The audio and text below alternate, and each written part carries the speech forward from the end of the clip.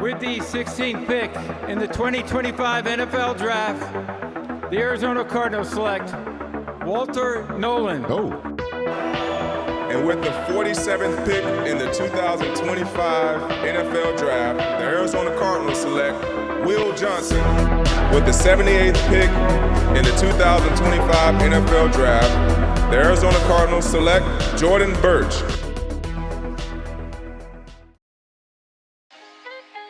The Arizona Cardinals crushed this draft. An offseason with an obvious focus was executed to perfection by the front office. The weakest position groups last season were addressed between free agency and the draft. Monty Ossenfort and Dave Sears cooked this offseason, and they are putting themselves in a position to be a playoff team in 2025. A completely new look on defense, with the focus of finally being able to stop the run. This video is a recap of how the draft shook out, and an introduction to the newest members of the Arizona Cardinals. If you enjoyed this video, please consider leaving a like and subscribing to the channel. The first round selection was spent on Mississippi defensive tackle Walter Nolan, who frankly is a beast. Last season, the Cards couldn't stop the run to save their lives or their season, as in a must-win matchup versus Carolina, they allowed 243 yards on the ground. Although injured, I still felt like the Cardinals didn't do enough to address that group last season. They felt confident in their depth, which ended up just being Roy Lopez and LJ Collier by the end of the season. Nolan is a breath of fresh air, standing at 6'3", 305 pounds. He's extremely athletic and a guy who plays hard. His main strength is his run defending, as he was graded by PFF as the second best run defender in the nation, with a 91.6 score in 2024. One of the best in the draft in that area, and the Cardinals are so lucky to get him. Adding him inside with an already revamped defensive line that includes Calais Campbell, Dalvin Tomlinson, Darius Robinson, and Dante Stills, it's going to be exciting to watch, and if those players remain healthy and the young guys reach their potential, Arizona will be in good shape in the trenches. Walter Nolan was their guy, and Jonathan Gannon's reaction says it all. They got their top player in the draft, and they didn't hesitate calling his name at 16, although they could have traded back. The second round pick was a guy that many Cardinals fans, myself included, were keen on taking at 16 overall. Corner from Michigan, Will Johnson. A true ball hawk. 9 interceptions in 3 college seasons, 3 of which went the other way for 6 points. The injury history is a concern, as he missed a handful of games in his draft year, leaving many wondering where he would have been picked had he remained healthy.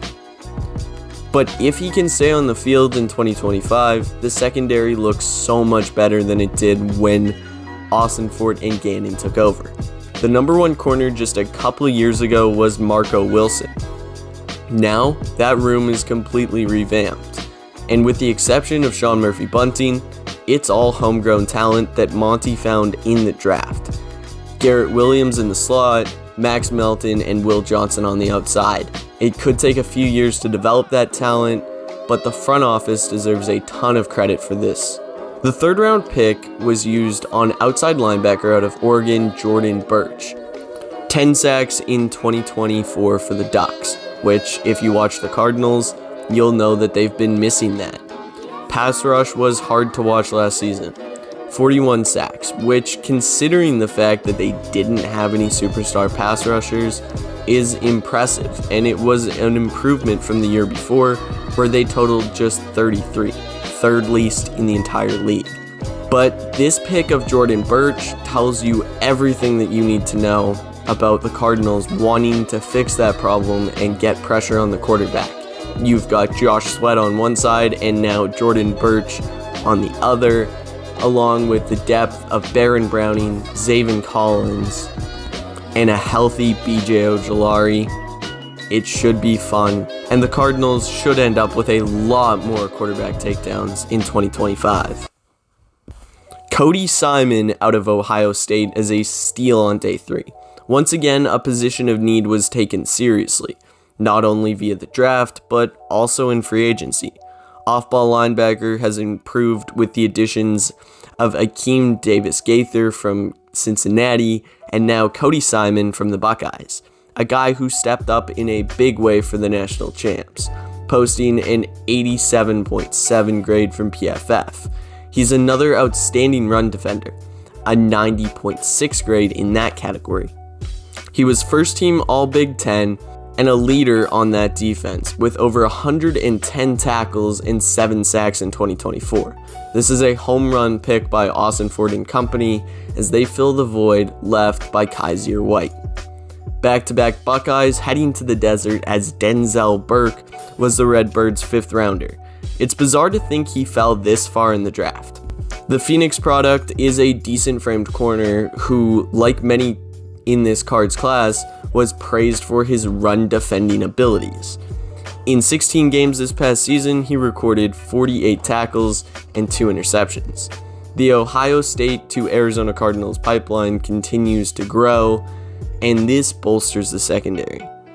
In round 6, the Cardinals finally dipped into the offensive side of the ball with Hayden Conner, who was one of the top pass protectors in college football, as he played guard for the Texas Longhorns.